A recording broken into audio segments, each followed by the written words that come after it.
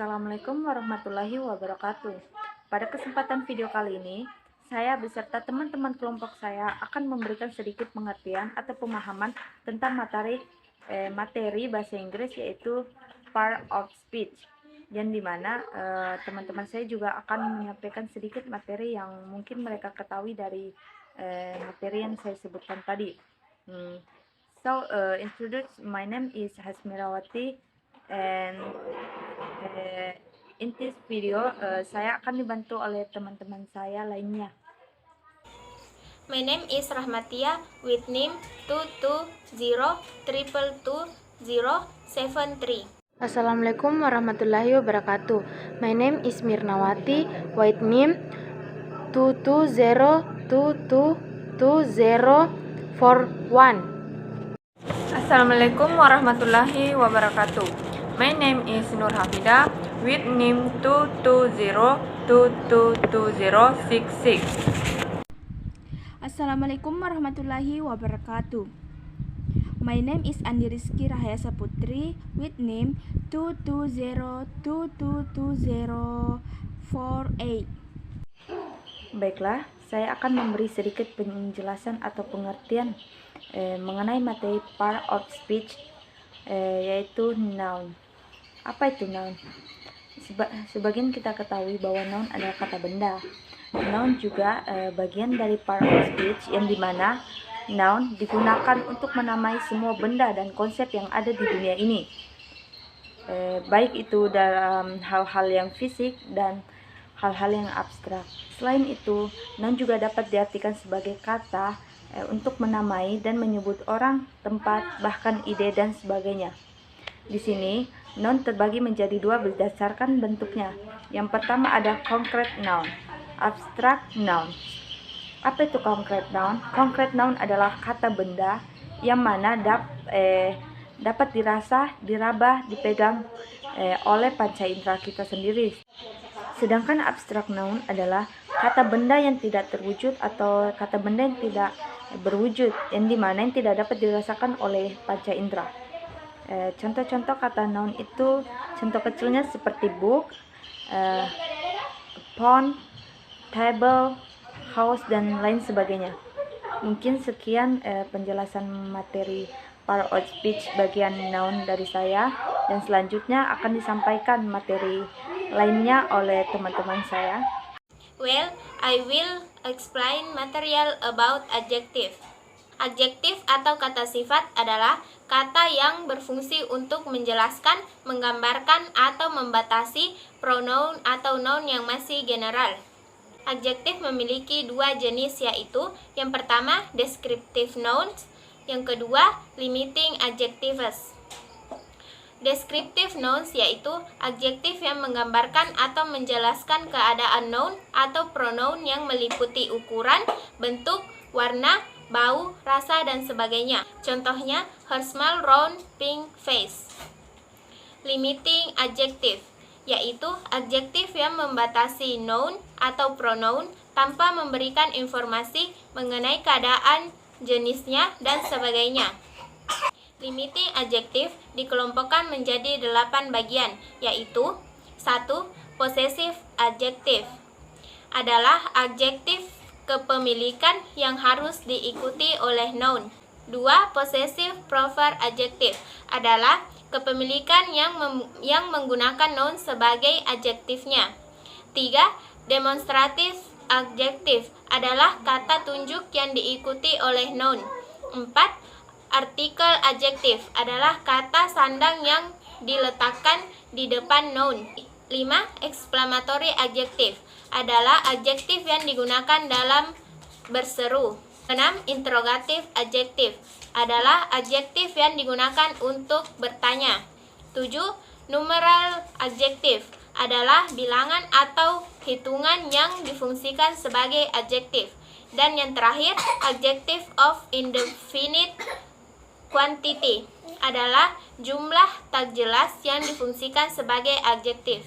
Fungsi adjektif secara garis besar dalam bahasa Inggris, adjektif berfungsi sebagai subjective complement atau penjelas subjek, objective complement atau penjelas objek, modifier of noun phrase atau penjelas noun phrase, head of adjective phrase atau inti adjective phrase, dan yang terakhir comparison degrees atau perbandingan.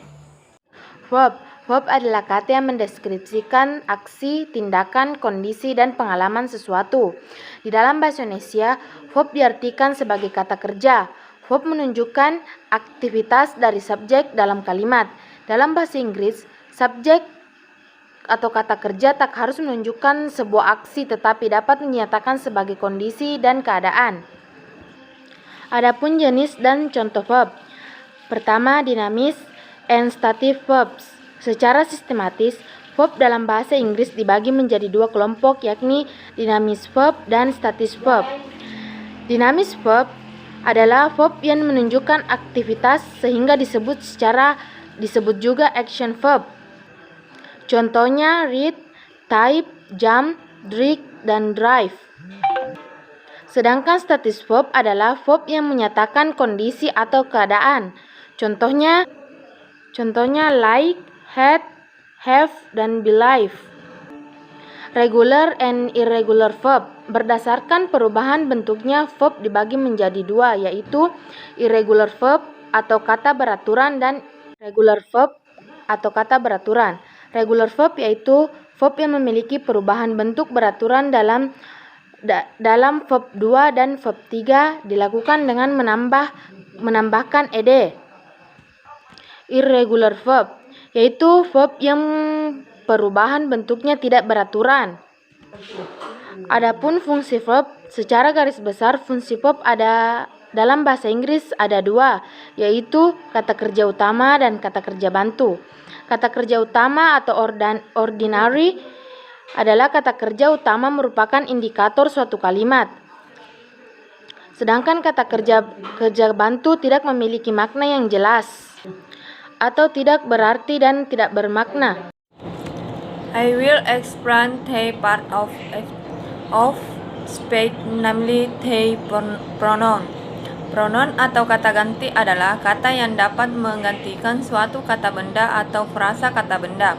Kata ganti berfungsi menghindari pengulangan kata benda atau frasa kata benda yang sama yang telah disebut sebelumnya.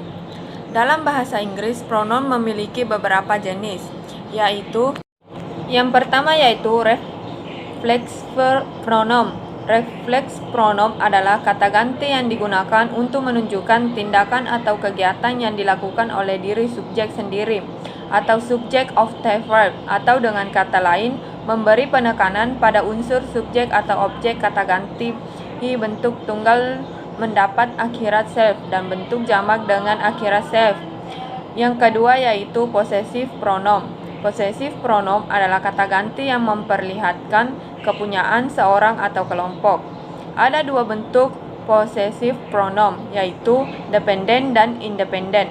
Dependent atau ditempatkan sebelum suatu kata benda, dan independent ditetapkan setelah suatu kata kerja. Yang ketiga yaitu personal pronoun. Personal pronoun adalah kata ganti pada subjek dan objek yang menunjukkan pada orang atau penamaan. Yang keempat yaitu interrogative pronoun. Interrogative pronoun adalah kata-kata yang mempertanyakan orang atau benda. Ini antara lain how siapa, whose punya siapa, why mengapa, which yang mana, dan what apa. Kata ganti atau pronoun yang digunakan untuk menanyakan orang, benda, atau suatu pilihan kata ganti yang sering dipakai adalah what, which, how, whom, dan whose. I will explain the part of speech, namely the adverb. Adverb atau kata keterangan adalah kata yang digunakan untuk menjelaskan adjektif, adverb, verb, dan sentence. Adapun jenis dan contoh adverb yaitu 1. Adverb of place and duration. Adverb of place and duration adalah adverb yang menyatakan tempat dan arah atau di mana suatu hal dilakukan atau berada. Contohnya, a very smart girl is sitting there. 2. Adverb of manner. Adverb of manner adalah adverb yang menunjukkan cara atau bagaimana suatu hal dilakukan. Contohnya, we must study here. 3. Adverb of degree. Adverb of degree ini adalah adverb yang menunjukkan makna, tingkatan atau intensitas atau seberapa kuat, lemah, sering, besar, dan sebagai sesuatu itu. 4. Adverb of time. Adverb of time adalah adverb yang menunjukkan waktu atau kapan suatu kejadian terjadi. Contohnya, I am study English grammar now. 5. Adverb of frequency. Adverb of frequency adalah adverb yang menyatakan frekuensi atau seberapa sering di suatu kegiatan dilakukan atau sesuatu terjadi. Contohnya, he usually comes later. 6. Exclamatory adverb. Exclamatory adverb adalah adverb yang digunakan dalam berseru pola. Contohnya, you are funny. How funny you are. 7. Explanatory adverb. Explanatory adverb adalah adverb yang digunakan untuk menjelaskan hal sejenis atau untuk merincikan sesuatu. Contohnya, I prefer to wear casual clothes such as jeans and a sweater. 8. Interrogative adverb. Interrogative adverb adalah adverb yang digunakan untuk membuat pertanyaan. Contohnya, why has she caused the why? 9. Sentence adverb. Sentence adverb adalah adverb yang berfungsi untuk menjelaskan keseluruhan kalimat. Contohnya, why will you come here? Posisi adverb. 1. Place and duration plus frequency plus time. 2. Manner plus place plus time. 3.